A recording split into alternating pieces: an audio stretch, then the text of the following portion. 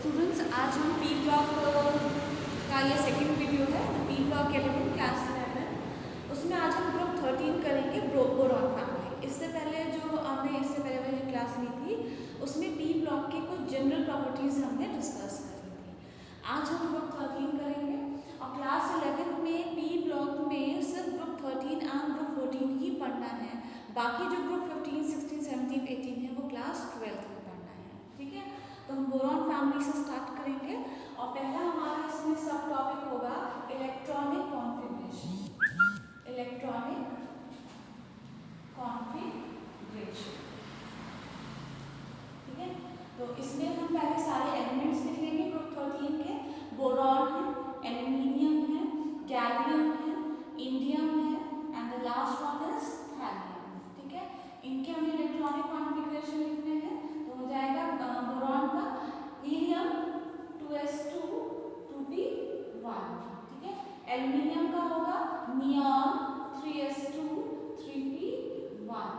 Then gallium का होगा argon 3d10 4s2 4p1। Students, आप देख रहे हैं कि जो 3D की जो फिलिंग होती है, चैप्टर 2 में पढ़ा था कि पहले 4s फिल होता है तब 3D फिल होता है, उसके बाद 4p आएगा। बट हमने 3D को पहले लिखा है। इसका मतलब ये नहीं कि 3D की फिलिंग पहले की गई है, नहीं, 4s की ही फिलिंग पहले करी गई है, उसके बाद 3D की फिलिंग करी गई है। लेकिन हमने 3D को पहले इसलिए लिखा है ताकि हम ये दिखा सकें कि ये जो बैलेंस शेल कॉन्फ़िगरेशन है सभी एलिमेंट्स का सेम है। ठीक है, तभी इन सारे एलिमेंट्स को एक ही ग्रुप में रखा गया है। बट इसका बिल्कुल मतलब नहीं है कि हम 3D को पहले फिल कर रहे हैं 4s से, नहीं, 4s को ही पहले फिल किया जाएगा तब 3D को फिल किया जाएगा। इंडियम के लिए हो जाएगा krypton 4d10 5s2 5p1। Then thallium का हो जाएगा xenon 5d10 4f14 5d10 6s2 6p1। तो सेम रीजन है कि 4d को भी हमने पहले लिखा है जबकि 5s की फिलिंग पहले होती है, जस्ट टू शो दैट ये जो बैलेंस शेल कॉन्फ़िगरेशन है वो सभी में सेम है। इसी तरह से 6s की फिलिंग पहले होगी, then 4f, then 5p and then 6p। But हमें बैलेंस शेल कॉन्फ़िगरेशन को सेम दिखाना था, इसलिए हमने इनको पहले लिख लिया है ऑर्बिटल्स में। तो अब आप यहाँ से देख सकते हैं कि अगर हम इनका जनरल इलेक्ट्रॉनिक कॉन्फ़िगरेशन लिखें ग्रुप 13 के लिए तो क्या हो जाएगा, नोबल गैस ns2 np1। ठीक है, पूरे पी ब्लॉक का जनरल इलेक्ट्रॉनिक कॉन्फ़िगरेशन था noble gas ns2 np1 to 6। But group 13 का जनरल इलेक्ट्रॉनिक कॉन्फ़िगरेशन होगा नोबल गैस ns2 np1। ठीक है, p में एक इलेक्ट्रॉन आया तो ग्रुप 13 स्टार्ट हुआ। ठीक है, now we are moving group 13 में ही आगे मूव करेंगे और हमारा नेक्स्ट टॉपिक होगा एटॉमिक या आयनिक रेडियल।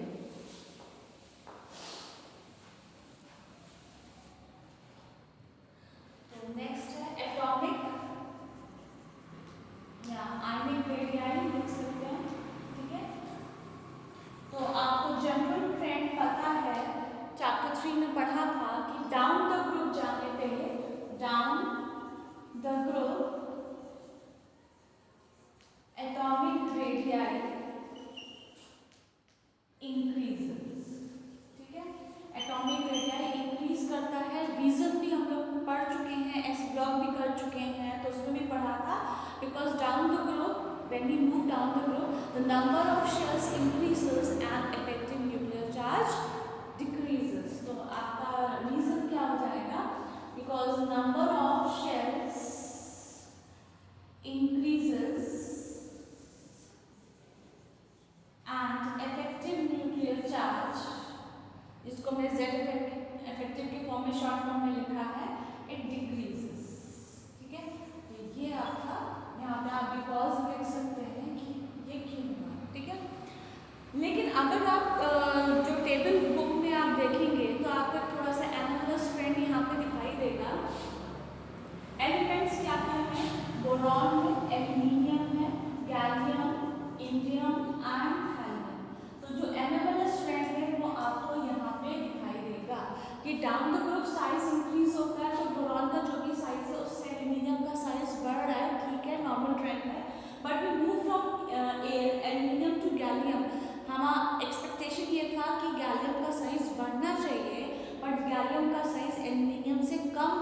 है, आप चाहे तो डेटा देख सकते हैं।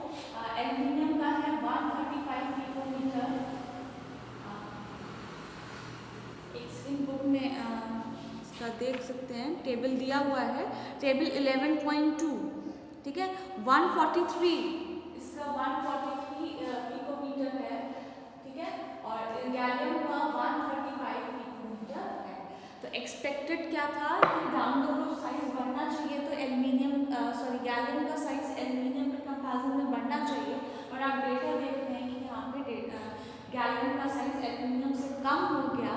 The answer lies in the electronic configuration. अभी हमने जब इलेक्ट्रॉनिक कॉन्फ़िगरेशन लिखा था तो उसमें आपने देखा था, चाहे तो अगर आप चाहें तो दोबारा से लिख सकते हैं, ठीक है।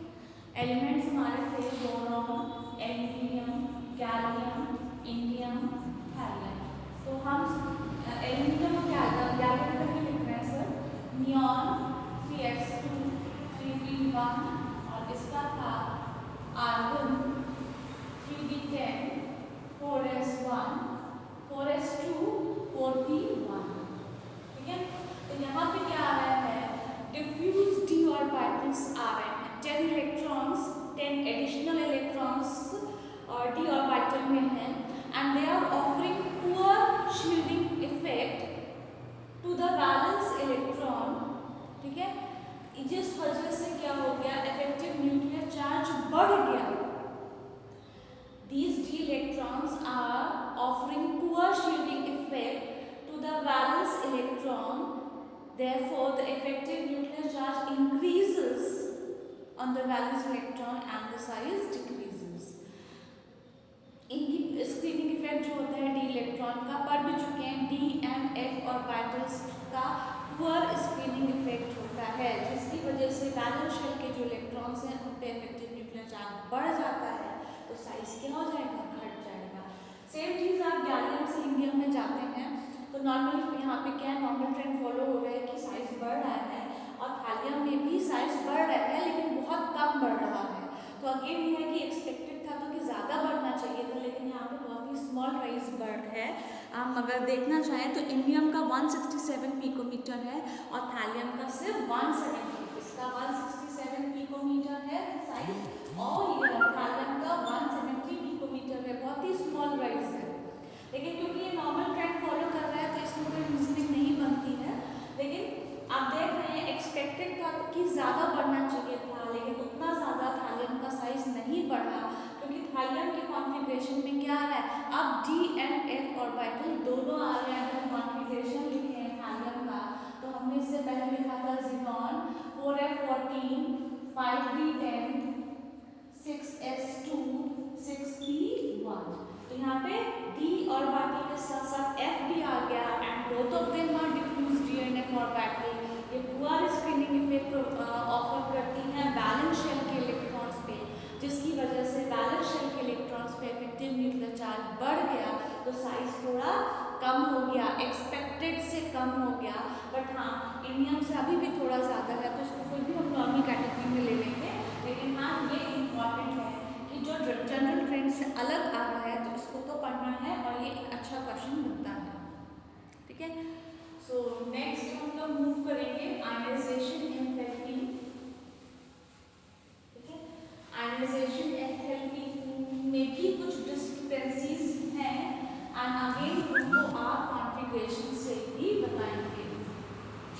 Next heading is ionisation enthalpy, ठीक है। तो आप अगेन टेबल 11.2 देख सकते हैं। तो जो फर्स्ट आयनाइजेशन एंथैल्पी है बोरॉन की 801 पिकोमीटर है, 801 किलो जूल पर मोल है। देन एल्यूमिनियम में 577 किलो जूल पर मोल है। तो ये नॉर्मल हम ट्रेंड में क्या कहेंगे कि जो आयनाइजेशन एंथैल्पीज हैं वो डिक्रीज करती हैं, decreases down the road. Normal trend में अगर हम लिख रहे हैं कि जो आयनाइजेशन एंथैल्पीज होती हैं it decreases down the road, because यहाँ पे क्या पॉइंट आ जाएगा, बिकॉज एटॉमिक साइज इंक्रीज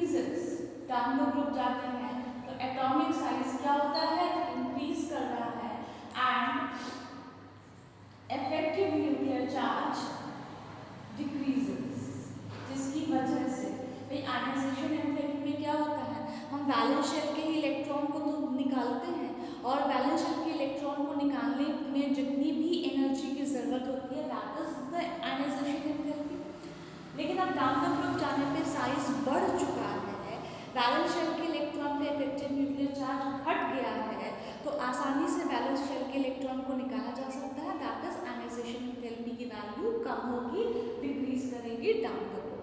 ठीक है, तो ये तो नॉर्मल ट्रेंड हो गया। लेकिन अब हम पर्टिकुलरली पढ़ें कि है क्या बोरॉन का जो आयनाइजेशन एंथैल्पी है, first ionisation enthalpy it is 801 kilo joule per mole. Then aluminium का 577 किलो जूल पर मोल है, घटना चाहिए, नॉर्मल घट रहा है। बट कम टू गैलियम घटना चाहिए था, लेकिन अब ये इंक्रीज हो गया है 577 से 579 किलो जूल पर मोल हो गया है। ठीक है, तो यहाँ पे क्वेश्चन बन सकता है कि नॉर्मल क्या ट्रेंड है कि घटना चाहिए down the group, but gallium का आयनाइजेशन एंथैल्पी एल्यूमिनियम से ज़्यादा है just because of poor screening effect of DNF orbital, which results in the increased effective nuclear charge on the valence electron, therefore ionization enthalpy increases। ठीक है, अब अभी हम configuration 2 बार लिख चुके हैं, तो आप देख चुके हैं कि गैलियम के कॉन्फ़िगरेशन में क्या आ रहा है, d ऑर्बिटल आ रहा है। ठीक है, 3d10 इलेक्ट्रॉन्स हैं वहाँ पे, they are offering poor screening effect. ठीक है, जो दुर्बल परिरक्षण प्रभाव वहाँ पे ऑफर कर रहे हैं। वैलेंस शेल के इलेक्ट्रॉन इसी कारण से उनके ऊपर इफेक्टिव न्यूक्लियर चार्ज जो है वो बढ़ जाता है, तो आयनाइजेशन एंथैल्पी भी तो बढ़ेगी, दैट इज हमें ज़्यादा एनर्जी देनी पड़ेगी वहाँ के वैलेंस इलेक्ट्रॉन को निकालने के लिए। देन उसके बाद हम इंडियम में जा रहे हैं, गैलियम से इंडियम में जा रहे हैं। तो नॉर्मल ट्रेंड क्या होता है, आयनाइजेशन एंथैल्पी घटती है, तो देखिए घट गई 579 से 558 हो गया है। लास्ट में थालियम आ रहा है तो 589 हो गया, अगेन ये बढ़ गया है, again with the same reason कि थालियम का भी जो हमने कॉन्फ़िगरेशन लिखा था, थालियम में तो अब diffuse D and F orbitals हैं, तो वो तो और भी ज़्यादा डिफ्यूज है, जिसकी वजह से वो पुअर स्क्रीनिंग इफेक्ट प्रोवाइड कर रहे हैं। तो effective nuclear charge valence shell के इलेक्ट्रॉन पे बढ़ जाएगा, और इसलिए हमें ज़्यादा एनर्जी देनी पड़ेगी वैलेंस शेल के इलेक्ट्रॉन को निकालने के लिए। ठीक है, एक ये पॉइंट हो गया है आयनाइजेशन एंथैल्पी में। एक और क्वेश्चन बनता है आयनाइजेशन एंथैल्पी के लिए कि जो ग्रुप ये हम ग्रुप 13 कर रहे हैं, तो ग्रुप 13 में वैलेंस शेल में अब 3 इलेक्ट्रॉन्स होते हैं, जनरल इलेक्ट्रॉनिक कॉन्फ़िगरेशन लिख चुके हैं, नोबल गैस NS2 Np1, तो 3 इलेक्ट्रॉन्स हैं, यानी कि अगर हमें 3 इलेक्ट्रॉन निकालने पड़े तो 3 आयनाइजेशन एंथैल्पी देनी पड़ेगी। पहले एक हम बैलेंस इलेक्ट्रॉन निकालेंगे, तो वहाँ पर जितनी भी एनर्जी रिक्वायर्ड है that is the first ionisation enthalpy. अगर हम एक और इलेक्ट्रॉन निकालेंगे that is called the second ionisation enthalpy, और अगर थर्ड इलेक्ट्रॉन भी निकालेंगे दैट इज उसमें जितनी भी एनर्जी यूज होगी उसको हम थर्ड आयनाइजेशन एंथैल्पी कहेंगे। तो देखा गया है कि थर्ड आयनाइजेशन एंथैल्पी सेकेंड से ज़्यादा होती है और सेकेंड आयनाइजेशन एंथैल्पी फर्स्ट से ज़्यादा होती है, या एक लाइन में कह सकते हैं कि सक्सेसिव आयनाइजेशन एंथैल्पी इंक्रीज करती हैं। तो यहीं पे क्वेश्चन बनता है क्यों इंक्रीज करती हैं, why do successive ionisation enthalpy increases. क्यों, क्योंकि जब हम सक्सेसिवली एक के बाद इलेक्ट्रॉन हम निकाल रहे हैं सेम एटम से, तो क्या हो रहा है, increased effective nuclear charge on the remaining electrons. ठीक है, बचे हुए इलेक्ट्रॉन में इफेक्टिव न्यूक्लियर चार्ज बढ़ जाता है, इस वजह से सक्सेसिव आयनाइजेशन एंथैल्पी भी बढ़ जाता है। क्यों, क्योंकि हम न्यूक्लियस में कोई चेंजेस नहीं ला रहे हैं, न्यूक्लियस में नंबर ऑफ प्रोटॉन्स उतने ही हैं।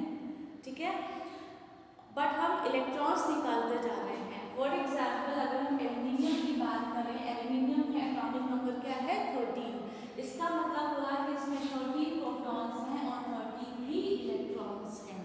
ठीक है, लेकिन अगर हमने इसमें से एक इलेक्ट्रॉन निकाल लिया है दैट इज एल्यूमिनियम से आपने एक इलेक्ट्रॉन निकाल के एल्यूमिनियम आयन बना लिया है, तो यहाँ तो भी 13 प्रोटॉन्स और 13 इलेक्ट्रॉन थे, लेकिन अब एक इलेक्ट्रॉन निकलने के बाद 13 प्रोटॉन्स बट 12 इलेक्ट्रॉन्स हो गए। तो 13 प्रोटॉन्स अभी भी हैं, बट उनको क्या करना पड़ रहा है, सिर्फ 12 इलेक्ट्रॉन्स को अट्रैक्ट करना पड़ रहा है, होल्ड करने पड़ रहा है।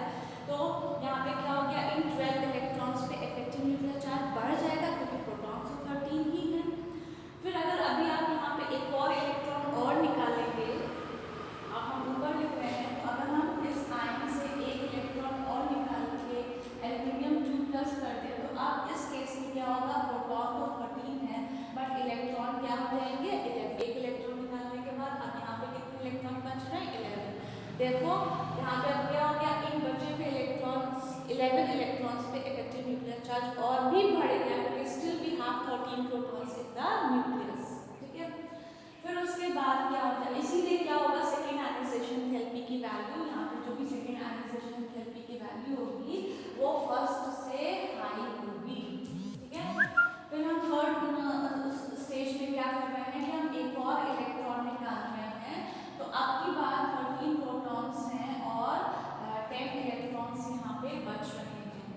ठीक है, तो यहाँ पर तो इसमें बच रहे हैं, लेकिन अब क्या हो रहा है, साइज और भी छोटा हो चुका है, इफेक्टिव न्यूक्लियर चार्ज बढ़ चुका है इस केस में। तो यहाँ से हम एक इलेक्ट्रॉन और निकालेंगे तो डेफिनेटली हमको ज़्यादा एनर्जी देनी पड़ेगी। देयरफॉर जो थर्ड आयनाइजेशन एंथैल्पी है वो सेकेंड से ही ज़्यादा होगी। ठीक है, तो यहाँ पे दो क्वेश्चन बनते हैं, एक डाउन द ग्रुप क्या ट्रेंड फॉलो हो रहा है, जहाँ पे डिस्क्रिपेंसीज हैं उनके आपको रीजनिंग देने हैं, प्लस सक्सेसिव आयनाइजेशन एंथैल्पी का रीजन देना है। नेक्स्ट आपका आता है इलेक्ट्रोनेगेटिविटी वाला पॉइंट।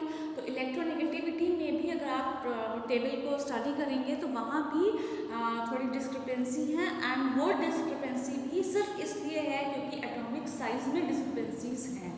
ठीक है, एटॉमिक साइज में रेगुलर ट्रेंड फॉलो नहीं हो रहा है, कुछ वहाँ पे डिस्क्रिपेंसीज हैं, देयरफॉर इलेक्ट्रोनेगेटिविटी में भी डिस्क्रिपेंसीज हैं। ठीक है, तो आज के लिए इतना ही रखते हैं।